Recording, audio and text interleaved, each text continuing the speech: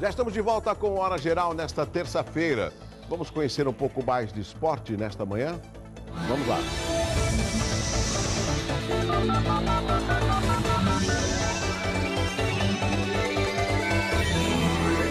Após ter anunciado a aposentadoria há pouco mais de um ano e se tornar dirigente da Portuguesa Santista, o atacante Rodrigão voltou a jogar e não decepcionou.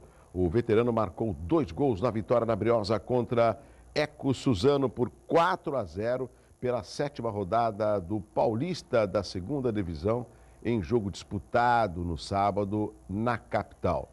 Rodrigão contou que a decisão de voltar a jogar foi tomada em conjunto com o técnico Serginho e a direção do Couro Sport, a empresa que administra o departamento de futebol da Briosa. E apesar do retorno aos gramados, ele garantiu que não irá abandonar o cargo de dirigente. Isso que eu digo que é assoviar e chupar cana. Mas ele pelo menos fez 2 gols. O importante é participar, né? E o Rodrigão mostrando aí que ainda está em forma. Um abraço ao Rodrigão, um abraço ao meu grande amigo, o Vladimir, ele que é uma pessoa que está remodelando, né? Transformando positivamente a nossa luz, a Portuguesa Santista Portuguesinha. Bom, nosso convidado já está aqui, ele é professor doutor Marcelo Antônio Amaro Pinheiro. Marcelo, tudo bem? Bom dia. Tudo bem, bom dia. Prazer recebê-lo aqui no Hora Geral. Prazer é nosso estar aqui. Bom, um tema que eu julgo importante e que praticamente a gente não vê uma discussão, não vê uma comunicação com relação ao que acontece aqui no nosso estuário. Recentemente foi, acho que faz um mês e meio, eu trouxe aqui o doutor Sérgio Paulo, ele é médico cardiologista, e ele já fazia esse alerta com relação aos caranguejos que são vendidos na Anchieta e também na Imigrantes, e ele mostrava através de fotos, saiu até na Super Interessante uma reportagem, da mutação desses caranguejos por causa justamente da contaminação do mangue, do lençol freático. E aí eu fiz questão para que a produção trouxesse um professor doutor, biólogo marinho, para tentar explicar. O que eu tenho aqui na pauta, professor, é que uma pesquisa mostrou que a poluição tem afetado a vida dos caranguejos uçá, que vivem nos manguezais das cidades litorâneas aqui no nosso estado. Procede essa pesquisa, esse relatório? Nós temos motivos para nos preocupar?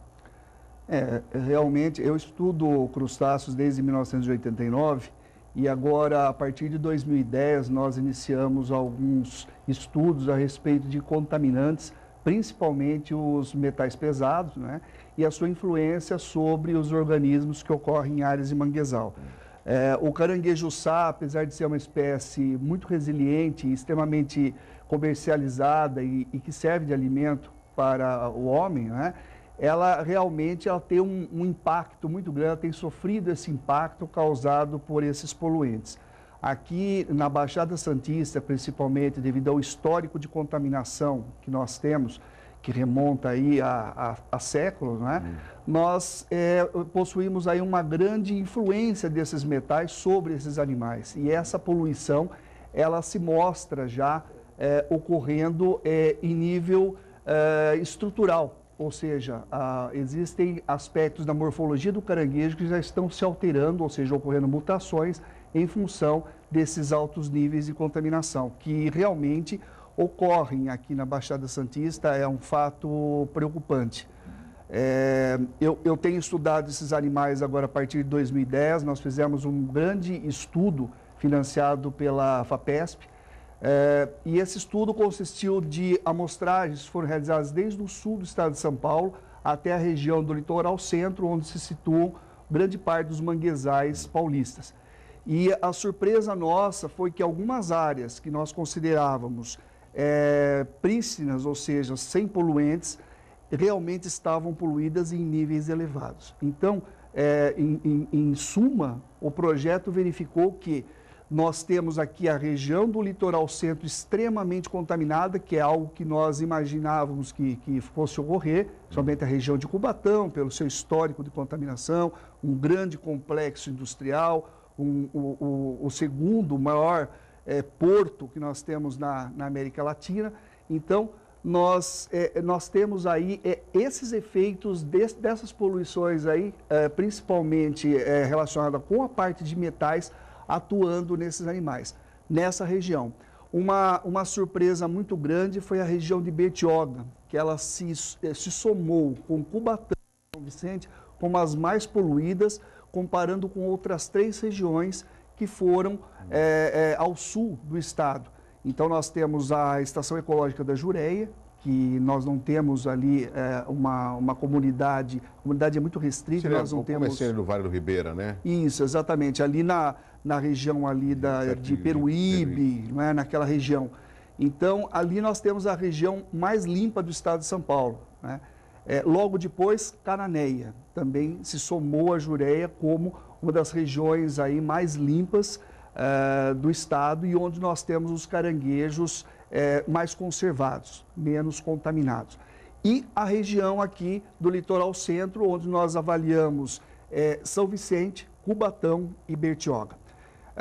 A cidade de Cubatão, os manguezais de Cubatão, nós já esperávamos, mas os manguezais de Bertioga, principalmente o rio Itapanhaú, nós tivemos uma grande surpresa quando vimos que os níveis de poluição são similares aos de Cubatão e São Vicente. Isso por quê, professor? Pela proximidade com Cubatão, talvez? Olha, nós temos algumas hipóteses. Nós fomos primeiro ver o complexo industrial de Bertioga, que todos conhecem, não é um complexo muito grande, não é? É bem reduzido e nós não temos grandes fontes de poluentes em Bertioga em relação à parte industrial. Nós fomos depois verificar a parte de contaminantes. Os contaminantes orgânicos, principalmente a parte de saneamento, é muito grave o problema que nós temos em relação a isso em toda a Baixada Santista. Eu acho que o município que é mais privilegiado nesse sentido é o município de Santos, que tem um tratamento em grande percentual dessas águas aí dos esgotos. Agora, Bertioga, nós temos um grande número aí, um grande volume de esgotos que são liberados e esses esgotos, logicamente, devem ser uma das principais fontes desses poluentes. Nós acreditamos também, e isso tem sido questionado, que o antigo lixão que ocorre na BR-101 e que foi desativado em 1999, em Bertioga, ele seja uma das principais fontes desses poluentes. Grande parte dos estudos que nós temos consultado mostram que nós temos um elevado número de contaminantes, de poluentes, principalmente aí metais, que são liberados no chorume que vem desses lixões. E, infelizmente, isso daí percola no sedimento, com as chuvas, são carregados aí para as regiões mais baixas, que são as regiões estuarinas. Então, nós acreditamos que essa seja a principal fonte, além dos esgotos não tratados. Professor, eu tenho algumas imagens, eu já vou chamá-las para que a produção possa colocar no ar, mas apenas um aspecto. O que o meu telespectador deve estar pensando? Poxa, então é o seguinte, é muito fácil, a gente não come mais o caranguejo. Seria só isso? Essa atitude, essa providência? Porque, no meu entendimento, esses estudos mostram um nível de contaminação preocupante, que precisaria chegar aos culpados e que eles pudessem pagar por isso. E essa multa ser revertida nessa preservação, nesse tratamento. O que nós, quanto população, quanto seres humanos, devemos nos preocupar com esses estudos que o senhor acabou de relatar? A preocupação seria cobrar, né, do Ministério Público, que deve zelar justamente por essa situação perante a comunidade, providências no sentido que esses estudos aí sejam ouvidos, né, e que possam repercutir uma mudança e descontaminação dessas áreas. No caso específico de Bertioga, eu sei que existem estudos que estão sendo feitos pela Secretaria do Meio Ambiente, a colega Marisa Reutemann, ela é uma expressiva pesquisadora, inclusive, e ela tem se engajado justamente na resolução desse problema.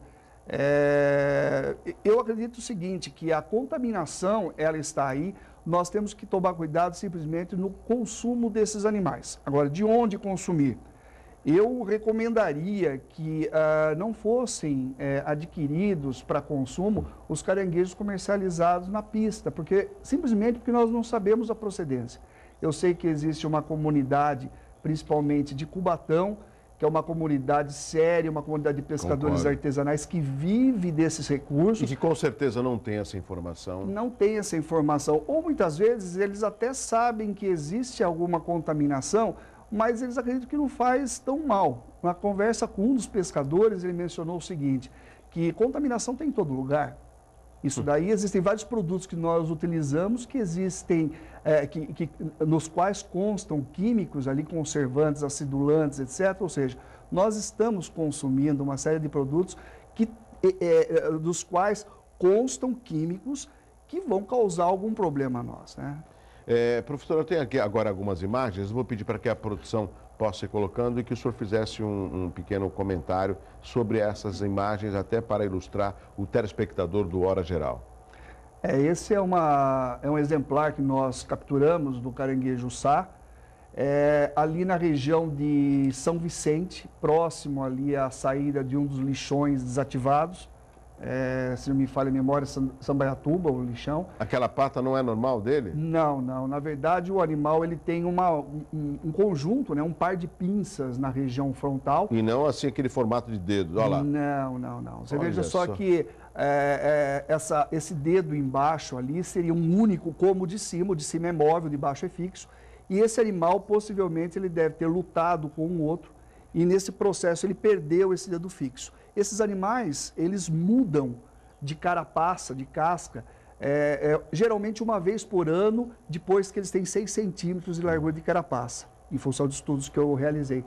E após essa perda, o que acontece? Em vez de se regenerar um único dedo, se regeneraram 5. Então, isso mostra que existe uma informação errada que está sendo passada geneticamente e essa informação errada vem justamente de contaminantes e todo esse conjunto de químicos aos quais os animais estão submetidos. Então, por exemplo, essa contaminação de metais pesados, o senhor falou que pode até ser do chorume, o líquido que ficou do antigo lixão, isso tudo é consumido como uma forma até de alimento por esses crustáceos e essa mutação é consequência dessa contaminação que é ingerida pelo crustáceo? Exatamente. Para resumir assim. Exatamente. Na verdade, nós temos aqui na região da Baixada Santista Litoral Centro, não só os metais pesados, mas outros contaminantes, como contaminantes químicos, derivados de petróleo, plásticos, inclusive, que liberam produtos químicos. Então, é um conjunto, uma miríade de contaminantes que afetam, então, informações na produção das células desses animais, vamos dizer assim. Então, nesses estudos que nós conduzimos, nós extraímos sangue do animal e fizemos análises sanguíneas, são análises genéticas e análises fisiológicas. E essas análises nos dão, assim, respaldo para informar que essa contaminação realmente ocorreu e tem causado esses problemas. Veja só, esses testes sanguíneos, eles são muito interessantes porque eles conseguem nos dar informação do momento atual e evitando com que se chegue à situação de malformações como essa que nós vimos aí nas imagens, não é? Essas malformações aí, elas ocorrem normalmente na população. Vocês vejam, até na espécie humana, nós temos às vezes indivíduos que nascem com 2 cabeças, mas é um percentual extremamente baixo, abaixo de 0,5% numa população. Veja só que, enquanto em áreas prístinas, como a Jureia, nós encontramos uma mutação na faixa de 0,5% ou abaixo, aqui na região de São Vicente e Cubatão, nós estamos encontrando 3% ou acima, ou seja, é um percentual significativo e preocupante. Exatamente. Professor, tem que chamar o intervalo muito rapidamente, mas o que pode acontecer com essas pessoas que acabam consumindo esse tipo de caranguejo? Elas podem ter algum tipo de câncer, por exemplo? Com certeza, isso daí é uma das doenças que podem surgir, principalmente aquelas que acometem o fígado, que é o nosso órgão filtrador, e posteriormente outros tecidos do animal. Nossa, olha só, essa imagem é impressionante ali, é bem nítido, né? A a formação, né, parece justamente uma mão, 5 dedos.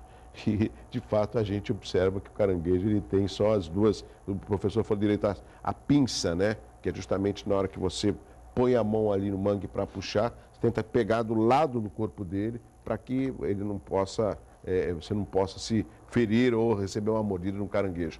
O professor Marcelo Antônio vai continuar aqui conversando com a gente. Professor Marcelo Antônio Amaro Pinheiro, ele é biólogo marinho e professor e doutor nesse tema que eu julgo importante, que é um alerta para a nossa região metropolitana e para os secretários de meio ambiente e até de saúde com relação a esse tema. Eu volto depois do intervalo, é rápido.